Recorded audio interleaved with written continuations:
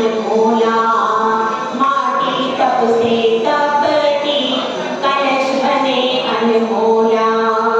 आठों कर्म नशाने मनुज गति का चोला।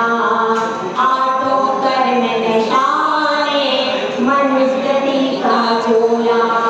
ज्ञान ध्यान में लीन रहे वह पाए शिव रज ठाने। ज्ञान ध्यान में लीन रहे वह पाए शिव रज ठाने। भव भव के भटकन की मेटो सारी कहानी, मेटो सारी कहानी। उत्तम तप को धारो ये कहती है जिनवाणी। उत्तम तप को धारो ये कहती है जिनवाणी। भव भव के भटकन की मेटो सारी कहानी, मेटो सारी कहानी। जय बोलिए 1008 श्री शांतिनाथ भगवान की जय। परम पूज्य आचार्य श्री आदि सागर महाराज की जय। आचार्य श्री महावीर कीर्ति महाराज की जय। आचार्य श्री विमल सागर महाराज की जय। आचार्य श्री तपस्वी सम्राट सन्मति सागर महाराज की जय। आचार्य गुरु सुंदर सागर महाराज की जय। 10 लक्षण धर्म की जय। उत्तम तप धर्म की जय।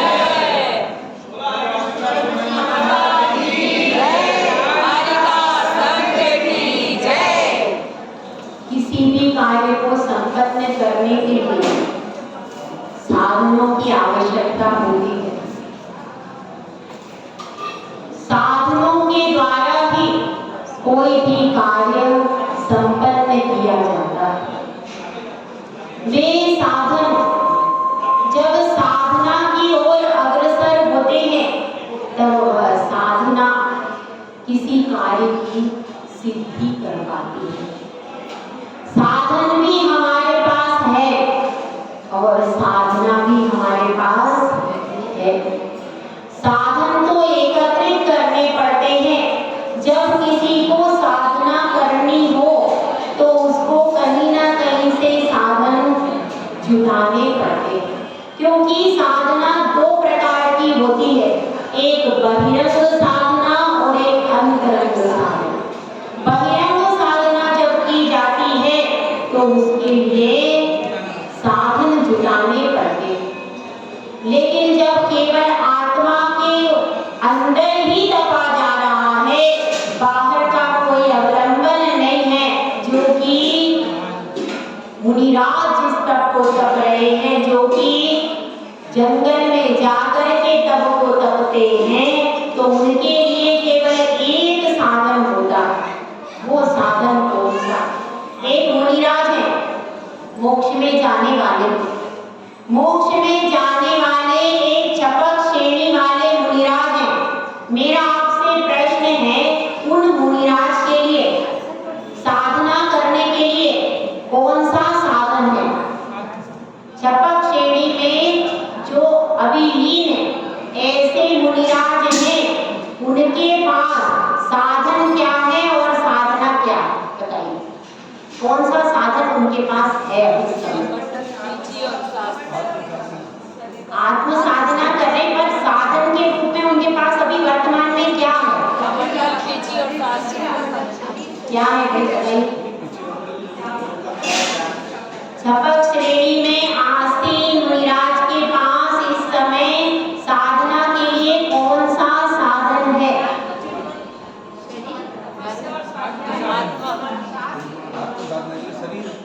शरीर है। पिछी कमंडल से तो उन्होंने उपयोग हटा दिया है, बिल्कुल उनकी काया से भी चलायमान नहीं हो रहे, बिल्कुल स्थिर बैठे हुए हैं, लेकिन फिर भी अभी शरीर साथ में है। यदि शरीर चलायमान हो जाएगा तो चपक श्रेणी हो जाएगी क्या? उनका शरीर साधन है, शरीर के द्वारा ही वे साधना कर रहे हैं। इसलिए प्रभुओं, शरीर कब तक साधन रहेगा? जब तक अनंत अवस्था है तब तक यह शरीर कैसा रहेगा? साधन रहेगा। बंधुओं, विचार करना है, यह जो साधना यह शरीर के माध्यम से ही की जाती है। क्योंकि अभी हम कौन से धर्म की चर्चा कर रहे हैं? उत्तम तप धर्म। तो तप धर्म के बारे में चर्चा करने से पहले थोड़ा सा पास्ट में चलते हैं, थोड़ा सा अपन रिकॉल बैक कर लेते हैं। मिट्टी थी, मिट्टी में क्षमा का पानी डाला था, क्रोध के लाल कंकरों को उसने दूर किया। उसके बाद फिर मान के काले कंकरों को उसने दूर कर दिया।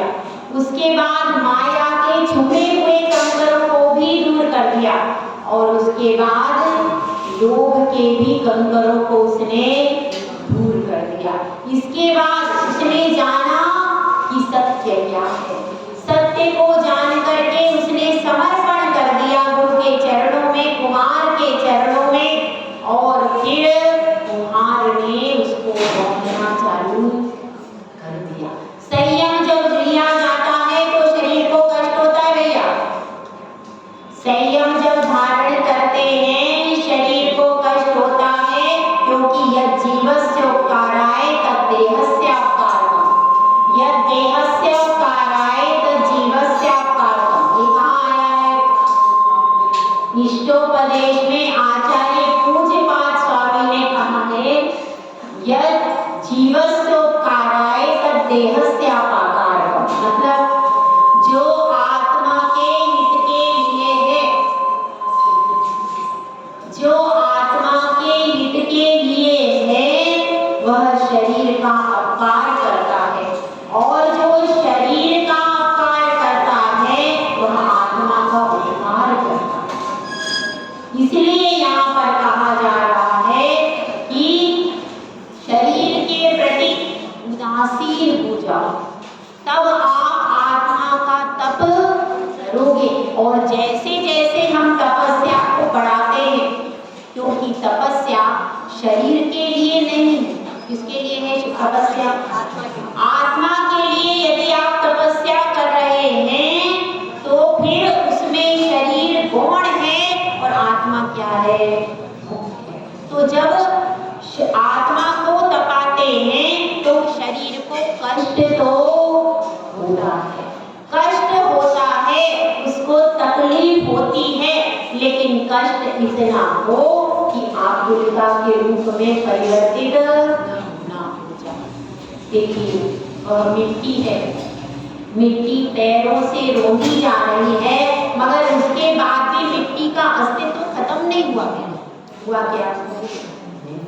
इसी प्रकार से तपस्या ऐसी करो, तकलीफ तो शरीर को होगी, ये ध्यान रखना। आप तपस्या करोगे, शरीर को तकलीफ होगी।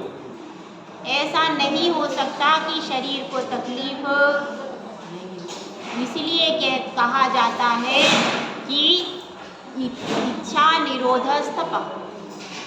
इच्छाएं जो मन में उमड़ रही हैं, घुमड़ रही हैं, उन इच्छाओं को रोक लेना।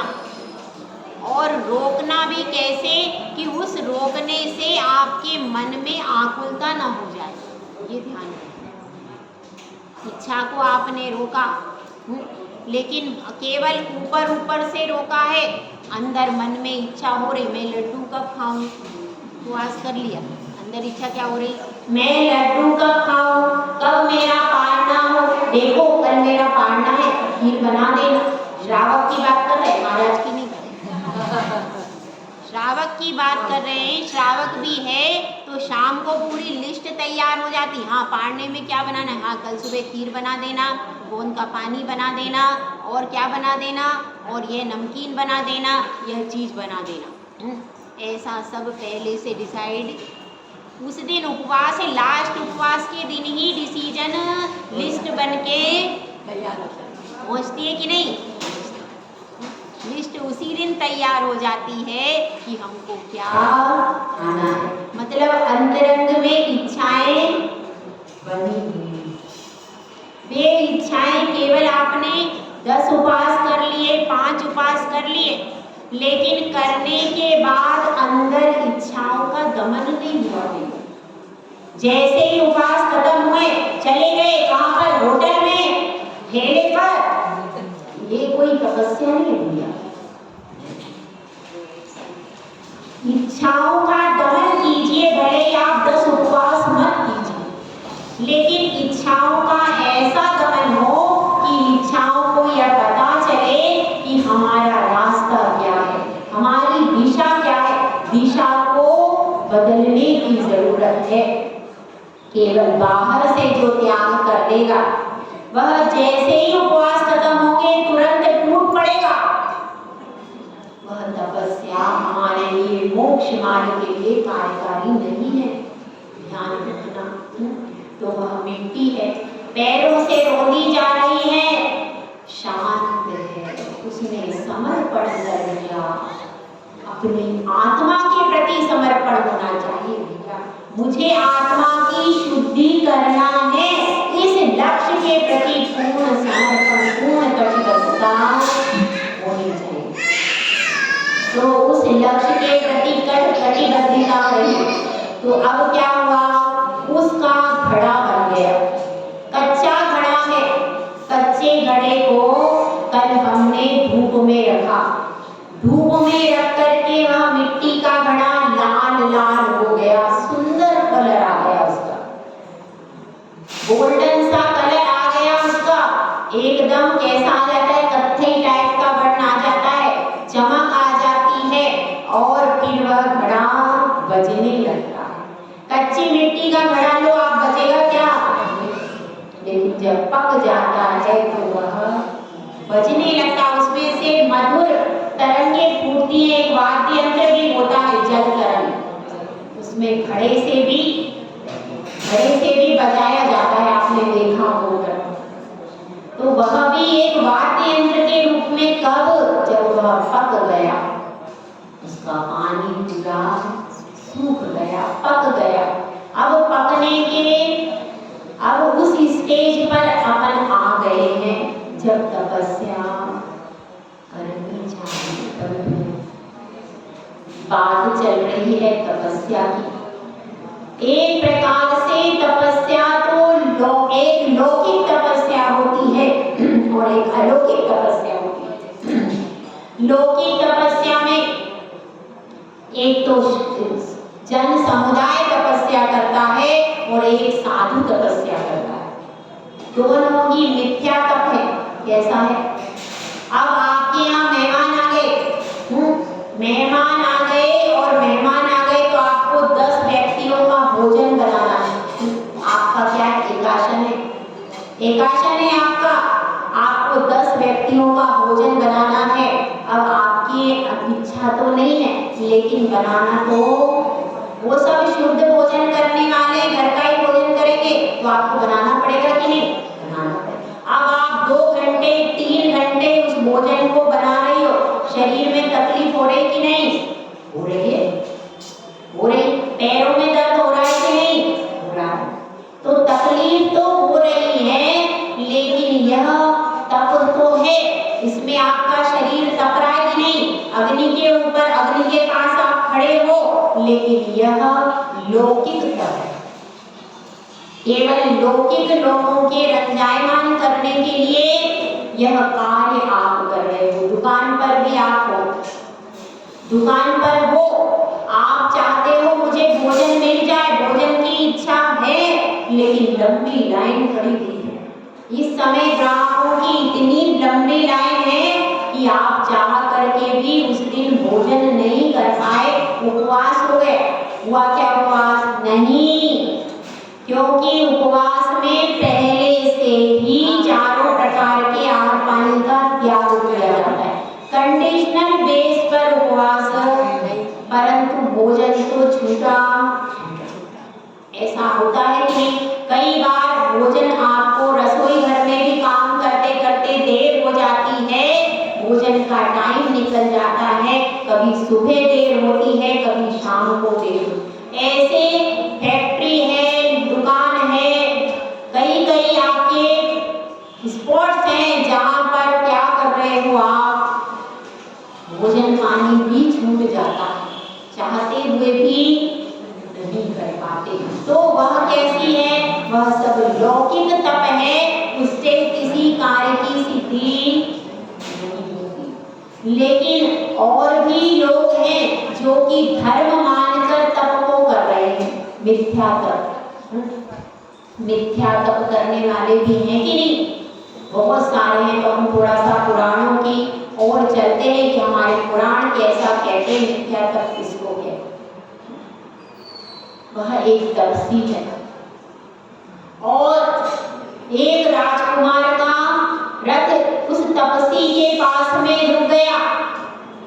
राजकुमार कह रहे हैं, हे तपसी, तुम इस लकड़ी को मत जलाओ।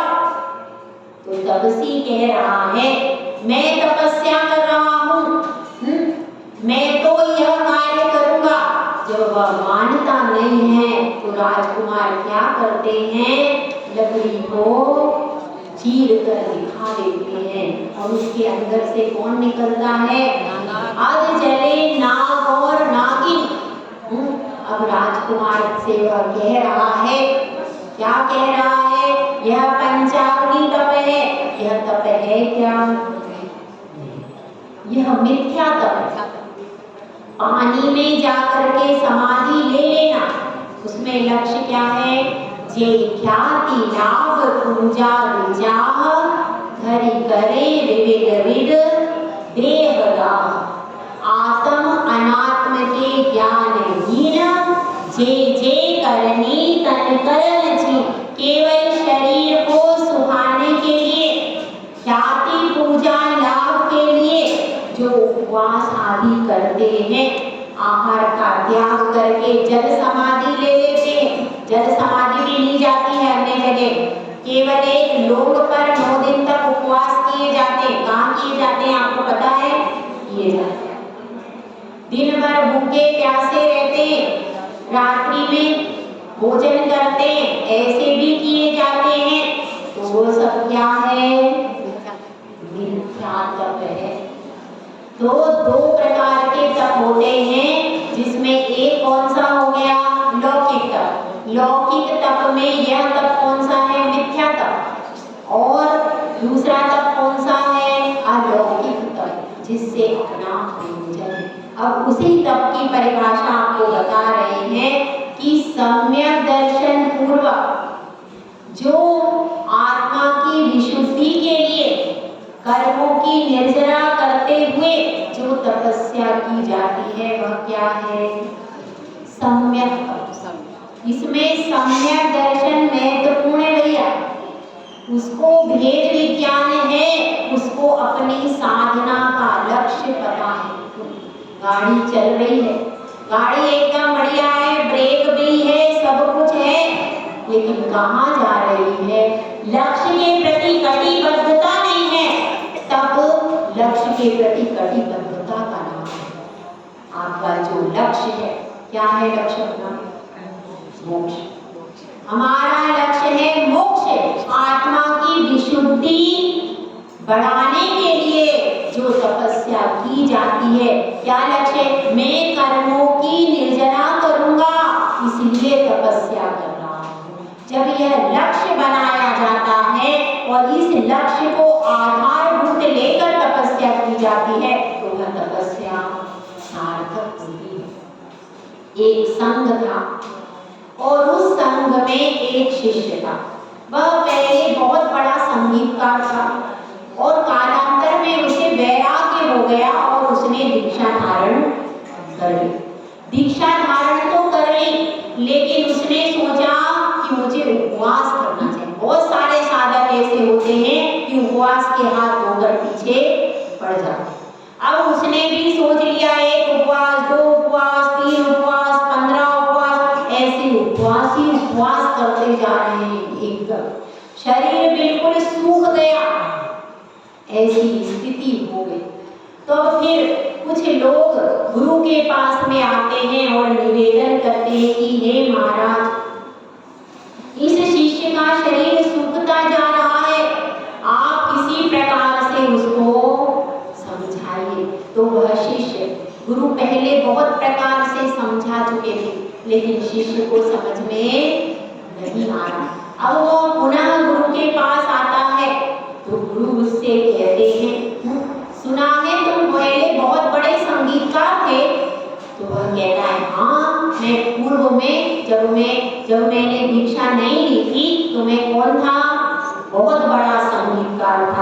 तो अब यह बताओ कि वीणा को कैसे जब बजाते हैं तो तारों को बिल्कुल ढीला छोड़ देते हैं? तो वह कहता है नहीं। अच्छा, तो तारों को बिल्कुल टाइट कस देते हैं? वह कहता है नहीं।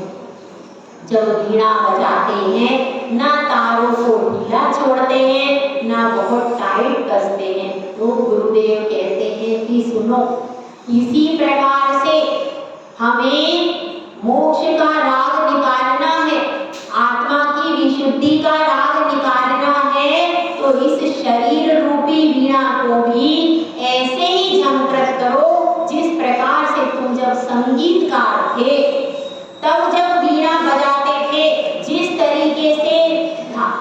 तरीके से तार को न ढीला करते थे न टाइट करते थे, तभी वीणा में से स्वर निकलता था। इसी प्रकार से यह शरीर रूपी वीणा है, इस वीणा को बजा करके हमको आत्मा रूपी राग को इससे निकालना है। यदि ज्यादा टाइट कर दोगे तो क्या होगा? वीणा टूट जाएगी, और ज्यादा ढीला छोड़ दोगे तो भी इससे आत्मा का राग नहीं निकलेगा। इसी प्रकार से हमको भी समझना है, अत्यधिक उपवास करने के पीछे नहीं लगना। जितनी आपकी शक्ति है उतना तप करो। एक भावना भी आती है 16 कारण भावना, उसमें आता है शक्ति तस त्याग और शक्ति तस तप। मालूम है आपको? जितनी शक्ति हो उतना तप करो। यदि आपकी 2 उपवास करने की सामर्थ्य है तो 1 उपवास करो। तब क्यों? क्योंकि खाली चारों प्रकार के आहार पानी का त्याग नहीं करना, उसमें जो विधि बताई वैसे तो कोई उपवास करता ही नहीं है। जो आगम में विधि लिखी है वह तो यह है, पूरा दिन धर्म ध्यान में व्यतीत करो, स्वाध्याय करो, जप करो, पूरा दिन जरा सी भी लौकिक चर्चा नहीं करना, सोना नहीं है, मोबाइल नहीं देखना, कोई भी लौकिक चर्चा पूरे दिन नहीं करनी है। मौन लो अथवा पूजा करो, जाप करो और स्वाध्याय करो। पूरे दिन ऐसे बिताना है, और रात्रि कैसे बितानी है? रात्रि भजन पूर्वक बितानी है। रात्रि में भी आत्मा का ध्यान करते हुए रात्रि बितानी, वह है असली उपवास। तो कितनी मेहनत लगेगी उसमें। ऐसा उपवास करोगे तो मेहनत लगेगी कि नहीं? तो क्या कह रहे हैं आचार्य परमेश जी? एक भी क्षण आपका धर्म ज्ञान के बिना न बीते, वह है उपवास। ऐसा उपवास अपन कर पाते? अपन तो इधर ये बात भी कर रहे हैं, वो बात भी कर रहे हैं, इधर भी जा रहे हैं, उधर भी जा रहे हैं। तो वह है बात। इसलिए कहा है कि शक्ति के अनुसार करो, केवल चारों प्रकार का आहार पानी त्याग करके नहीं बैठना है। पूरे दिन आप अपना जो श्रावक की क्रिया है, देव पूजा, गुरुपास्ति, स्वाध्याय, संयम, तप, दान, यह क्रिया बराबर करना है। 1 मिनट के लिए भी लौकिक वार्तालाप नहीं करना, वह सही अर्थों का उपवास है। कल का भी हमने पूजा की कथा पढ़ी तो उसमें भी यही लिखा है, रात्रि में धर्म ध्यान पूर्वक रात्रि ध्यान। तो इतनी क्रिया के लिए शरीर में शक्ति चाहिए कि नहीं? चाहिए। नहीं तो क्या हुआ? उपवास कर लिया, दिन भर सो गए, शाम को उठे, थोड़ा घूम फिर लिए, मंदिर आ गए, हो गया उपवास। वह उपवास आगम के अनुसार। इसीलिए कहते हैं, इसीलिए कहा शक्ति तस त्याग। क्यों? क्योंकि खाली अपने को चारों प्रकार के आहार पानी का ही त्याग नहीं करना। उसमें पूरे दिन आपको स्वाध्याय आदि करो, जप करो, तप करो, ताकि आपका जो मन रूपी बंदर है वह सही जगह आकर के बैठ जाए। यदि वह उपवास तो कर लिया लेकिन बंदर उधर भटक रहा, तो क्या हुआ? उपवास की सार्थकता हुई नहीं। केवल बाहर से उपवास नहीं करना है। मेरी आत्मा की विशुद्धि बनी कि नहीं, इसको प्रतिपल चेक करो। इसको चेक कौन करेगा? पर स्वयं। इस उपवास में मेरी आत्मा की विशुद्धि हो रही है कि नहीं?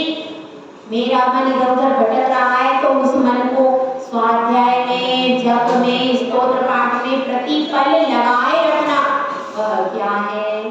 वास्तविक तपस्या।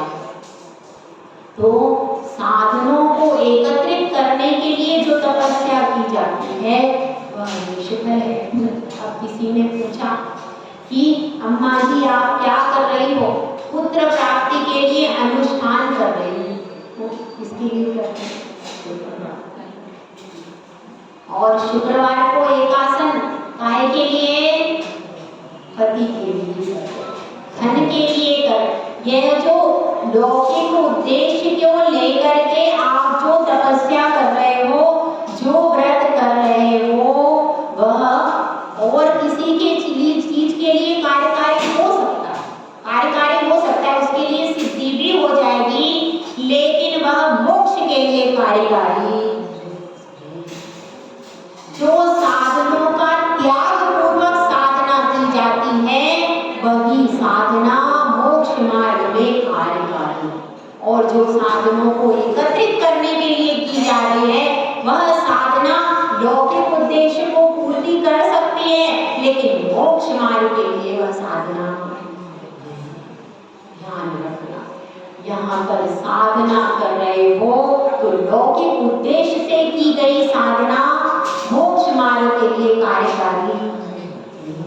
मोक्ष के उद्देश्य के लिए जब आप साधना करोगे तो वह साधना कार्यकारी होगी। देखिए, दो पत्थर थे, दो पत्थरों को शिल्पी लेकर के आता है और एक पत्थर पर उसने क्या किया? छेनी हथौड़ी लेकर के आया। जैसे ही छेनी हथौड़ी लेकर के आया, पत्थर चिढ़ाने लगा, पत्थर में से आवाज आने लगी। शिल्पी ने उस पत्थर को एक तरफ रख दिया, दूसरे पत्थर के ऊपर भी छेनी हथौड़ी लगाई, उसने कुछ नहीं कहा और उसकी बहुत सुंदर प्रतिमा तैयार हो गई। अब वह प्रतिमा मंदिर में विराजमान हो गई। अब दूसरा पत्थर भी वहां पर था, जो कोई आता उस पर श्रीफल फोड़ देता। अब पत्थर बड़ा परेशान हुआ, उसने पत्थर से कहा कि तुम भी पत्थर हो, मैं भी पत्थर हूँ, लेकिन ये सब मेरे सिर पर क्या फोड़ते हैं?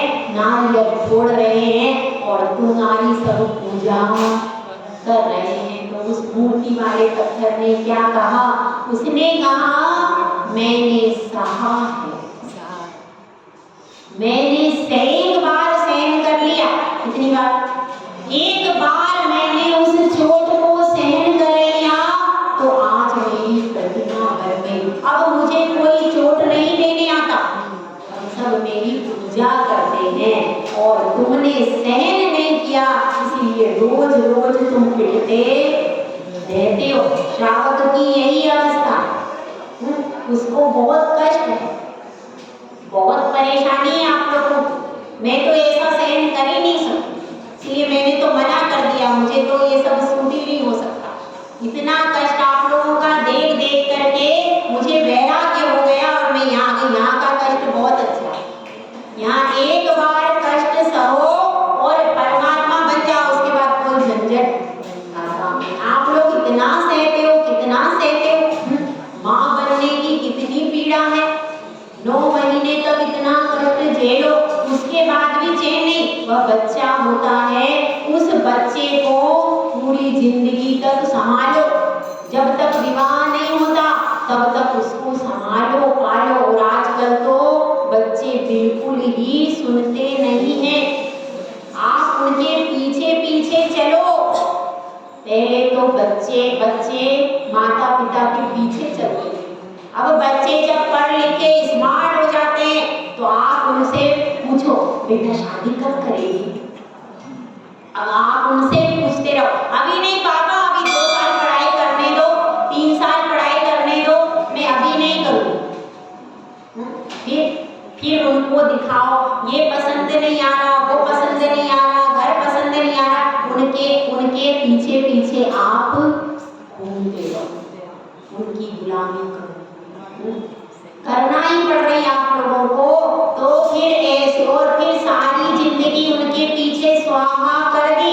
उसके बाद या तो वो स्वयं अपनी जिंदगी सेटल कर लेते, अथवा वो करते हैं तो उनमें आपके इतने सारे समय जो आपने 24 साल तक उनके प्रति योगदान किया, उस योगदान का कोई उनको एहसास नहीं होगा। सबसे बड़ी बात आपके 24 साल के 25 साल के योगदान का क्या आपकी संतानों को एहसास है कि हमारे माता पिता ने हमारे लिए कुछ किया है? क्या नहीं।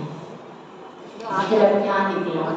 क्या मतलब निकला? 25 साल तक आपने उस संतान की परवरिश की और उसको एहसास नहीं है कि मेरे माता पिता ने मेरे लिए कुछ किया है। आज आपकी एक भी बात वह सुनने और समझने को तैयार है क्या? नहीं। क्या फायदा हो इससे? तो हम अच्छे 24 साल आपके पानी में चले गए, उसके बाद वह सेटल हुआ, उसकी शादी हो गई, उसके बच्चे हो गए, उसके बाद वो आप में इंटरेस्ट लेगा क्या? तो समझिए अपनी पूरी जवानी आपकी पानी में स्वाहा हुई है कि हुई तो है। इसीलिए कहा जाता है तन मिला तो तप करो, करो कर्म का नाश, सूर्य चंद्र से दिव्य है तुम्हें विमल प्रकाश। तुम्हें तो सूर्य और चंद्रमा से भी ज्यादा प्रकाश है। किसमें मिलता है प्रकाश? सूर्य चंद्रमा। अरे करोड़ों सूर्य और करोड़ों चंद्रमा की कांति भी फीकी होती है किसके सामने? जब अनंत भगवान समूह शरण में तीर्थंकर प्रभु, उनके शरीर की इतनी आभा है कि करोड़ों सूर्य और करोड़ों चंद्रमा भी उसके आगे फीके पड़ जाते हैं। वहां समूह शरण में लाइट की जरूरत नहीं पड़ती, क्योंकि भगवान के शरीर की इतनी कांति है, वह शरीर घातिया कर्मों से पवित्र हो चुका। इसलिए सोचिए, अपनी अपनी परिणति का विचार कीजिए। हम कहाँ हैं, हम क्या कर रहे हैं? तपस्या कीजिए, लेकिन अपना लक्ष्य बिल्कुल क्लियर कीजिए। जैसे आपको दिल्ली जाना है तो आपका लक्ष्य बिल्कुल क्लियर है, उसमें कोई गड़बड़। लेकिन समस्या ये है आप मंदिर में तो आते हो, लेकिन आपका लक्ष्य भगवान बनना नहीं होता। इसीलिए अनादिकाल से हम कितनी बार मंदिर आ चुके हैं, लेकिन उसके बाद भी आज तक भगवान क्यों नहीं बन पाए? क्योंकि हमने लक्ष्य नहीं बनाया। लक्ष्य बना भी लिया तो उस लक्ष्य के प्रति कटिबद्ध तरीके से तैयार होकर साधना नहीं की।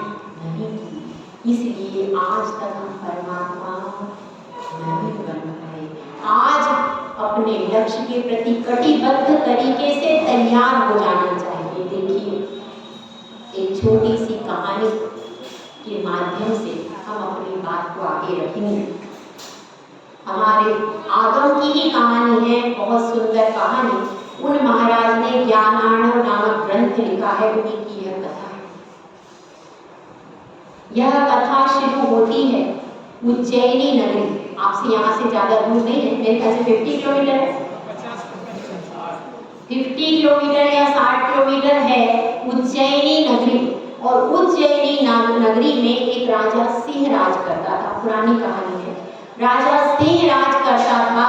वह एक बार मुंज नामक वन में गया।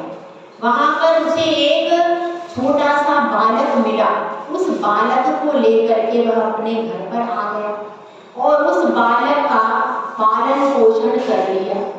उसके बाद राजा सिंह की पत्नी ने भी एक पुत्र को जन्म दिया। उस पुत्र का नाम रखा गया सिंहल। और उस सिंहल का विवाह हुआ मृगावती से। मृगावती के 2 पुत्र हुए, एक शिवचंद्र और एक भर्तृहरि। अब इसमें राजा मुंज जो बड़ा था, तो सिंह राजा को वैराग्य हो गया और उसके बाद राजा मुंज को राजगद्दी प्राप्त हुई। कालांतर में ऐसी घटना घटती है कि मंत्री आकर के दोनों पुत्रों से कहते हैं, हे पुत्रों, राजा भुंज तुम्हें मारना चाहता है, इसलिए तुम दोनों यहाँ से चले जाओ। और शुभचंद्र और भर्तृहरि दोनों नगर छोड़ करके बाहर निकल जाते हैं। जाते जाते अचानक आंधी तूफान आ जाता है और दोनों बिछड़ जाते हैं, अलग अलग दिशा में चले जाते हैं। और अब क्या होता है, शुभचंद्र तो पहुंच जाता है दिगंबर गुरु के पास और वो वहां पर जैनेश्वरी दीक्षा ले लेता है। कौन? शुभचंद्र। और एक तरफ इस दिशा में चला जाता है कौन? भर्तृहरि, और वह मिथ्या गुरु के पास में पहुंचता है। वे मिथ्या गुरु सोना बनाने की विधि सिखाते थे, तो उसने 12 साल तपस्या करके और सोने बनाने की विधि सीख। अब वह सोचता है चलो आज मेरा लक्ष्य पूरा हो गया। अब वह सोचता है कि मेरा भाई कहाँ है, अब मैं ढूंढूं। तो एक अपने शिष्यों को भेजता है कि तुम जाकर के ढूंढ के लाओ मेरा भाई कहाँ है, और उसको सब बता देता है कि इसी प्रकार का रूप होगा।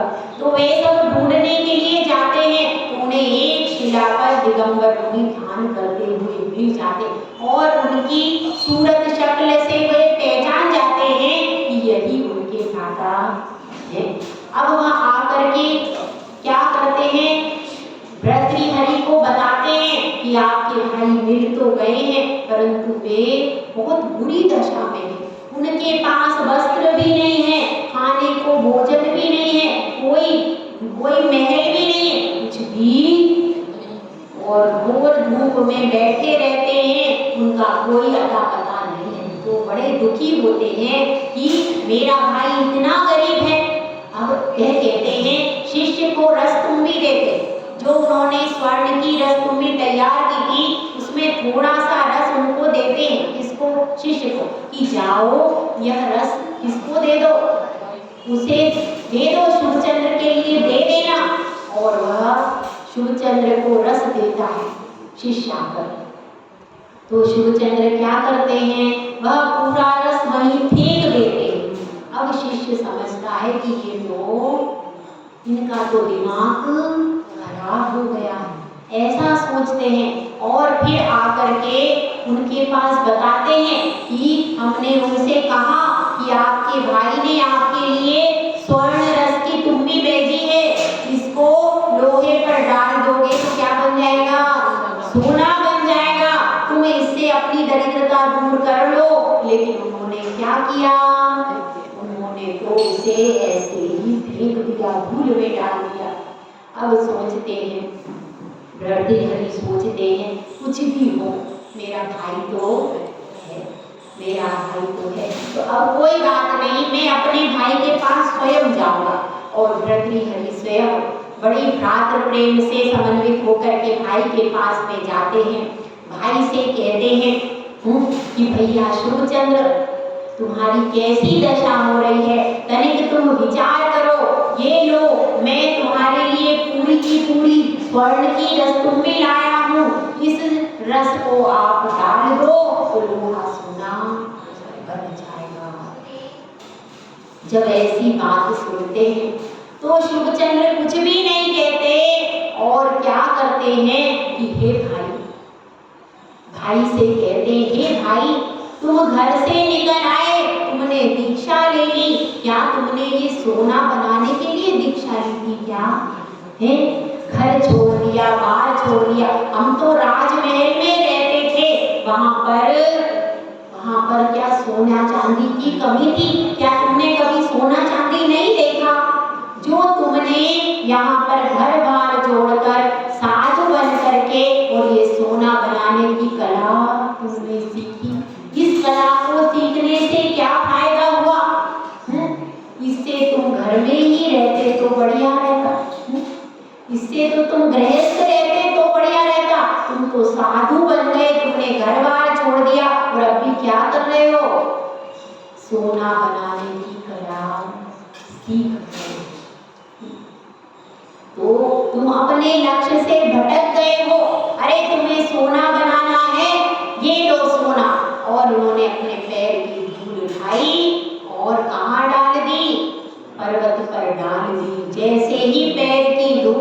पर्वत पर डाली, पूरा पहाड़ सोने का।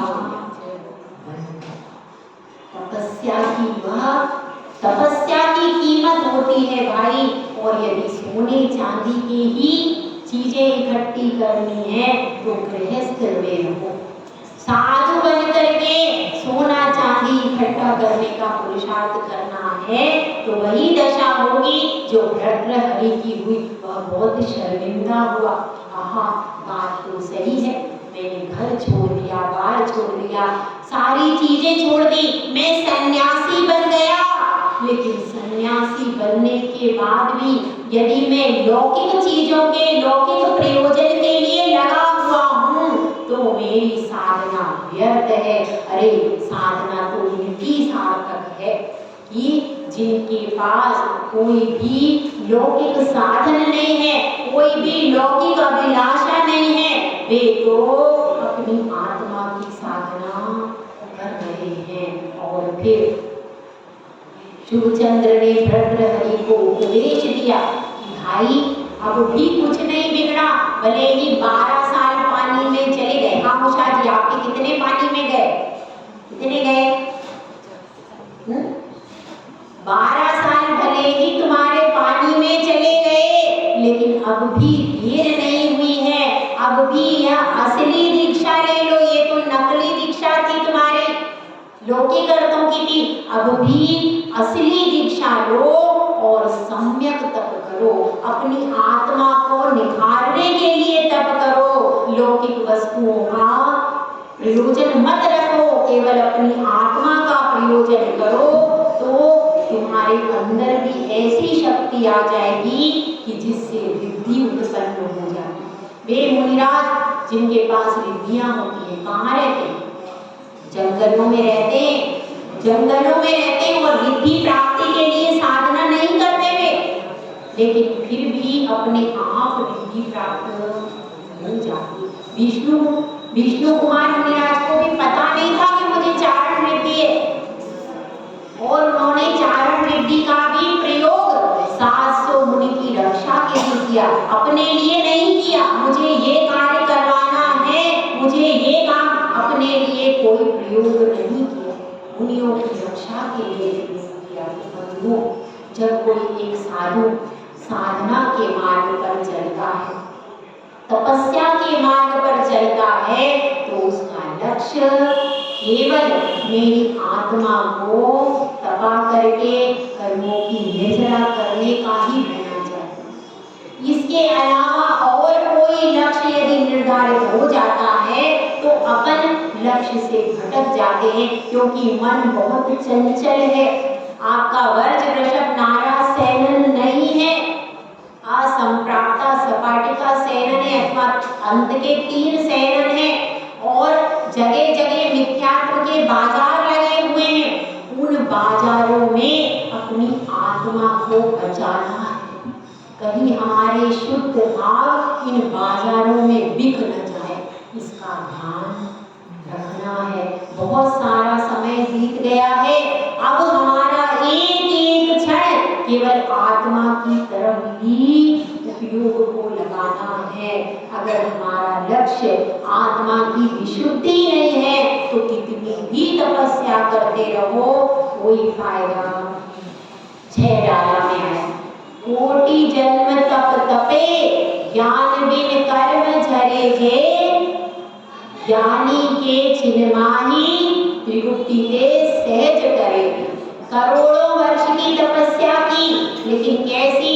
अज्ञानता पूर्वक, ख्याति पूजा लाभ के लिए, लौकिक अर्थों की सिद्धि के लिए तपस्या कर ली तो 1 करोड़ भी वर्ष तपोगे तो भी आपके कर्मों की निर्जरा नहीं हो पाएगी। लेकिन जो ज्ञानी है, जिसने वास्तव में सम्यक दर्शन पूर्वक तपस्या कर रहा है, वह भी साधु है, लेकिन उसने 3 भुक्तियों का पालन कर रहा है, समीचीन तप कर रहा है, जो आत्मा को शरीर से अलग करने के लिए साधना कर रहा है, उसका एक क्षण का जो तप है वह महान निर्जरा को कर देगा। इसलिए बंधुओं, शरीर को छीन करना तपस्या नहीं है। आत्मा की विशुद्ध तपस्या भले ही थोड़ी करो, लेकिन ध्यान उसमें क्या रखना है, मेरी आत्मा की विशुद्धि बनी रहे, मेरी आत्मा को आकुलता राग द्वेष ना बढ़े, वही तपस्या सार्थक तपस्या है, वही तपस्या समीचीन तपस्या है। और उसी तपस्या की ओर अपन सबको बढ़ना है। एक भजन के माध्यम से अपन अपनी बात को पूरी करें।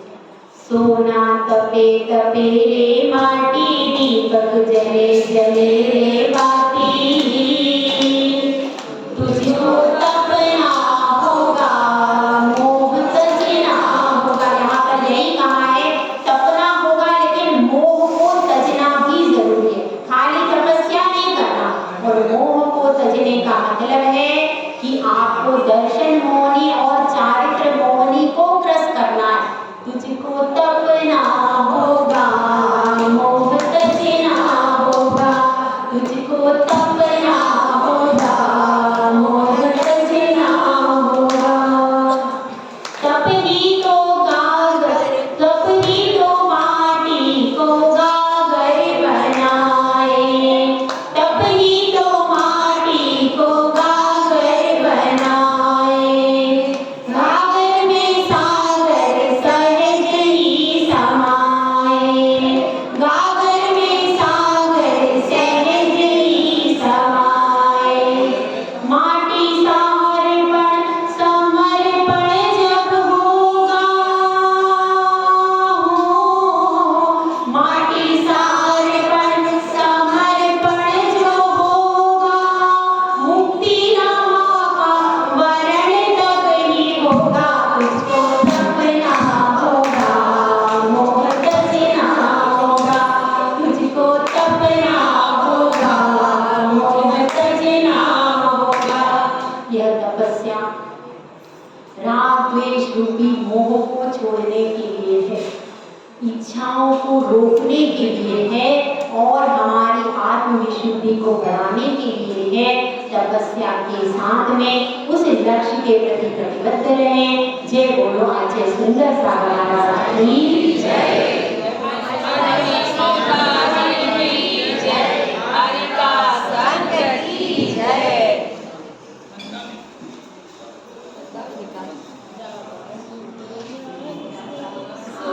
लोका लो